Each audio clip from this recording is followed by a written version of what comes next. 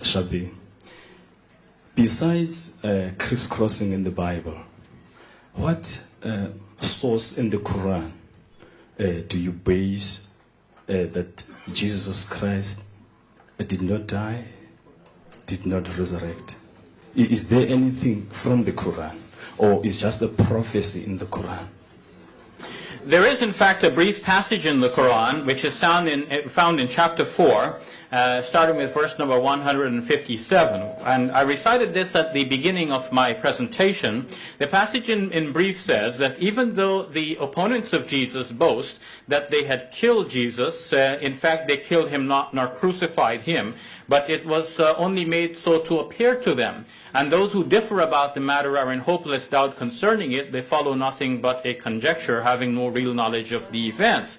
And the fact is that they crucified him not for certain, but God raised him to himself. I've started with that passage to show that the Quran does seem to indicate a point in fact, in that when we read the Gospels and we study the history of their composition, it becomes very clear that the Gospels are written a long time after the fact, and they are written in such a way as to justify a certain emerging belief. There was a development, and that development had reached a stage where it is now being written by people who are not eyewitnesses to the events, and they have to explain certain abnormalities in the story. For example, why was not the proclamation made right at the beginning? It could not be that the disciples are so scared, because after they have seen resurrected from the dead, they should be filled with faith and with courage.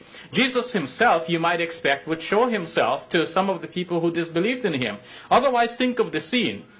Many posit that since Jesus was the King Messiah, as David has accepted in his main presentation, then his crucifixion would actually prove him to be the false Messiah. Because a King Messiah should be king. He should sit on David's throne and rule instead of the Roman Caesar.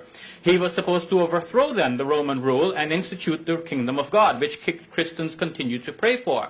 But if he didn't do that and he hung on a cross instead, that would indicate that he's a failure to those who saw him on the cross. And he would only prove himself to be a success to those to whom he appeared after his supposed crucifixion and death. But then if he only appeared again to his disciples, that means only his disciples could be convinced that he is a true man of God, and everyone else to whom he did not appear should think that they have positive evidence by virtue of seeing him dying on the cross that he is a false Messiah. You see the logical contradiction in the story, and so the Quran actually makes better sense to me anyway. Thank you.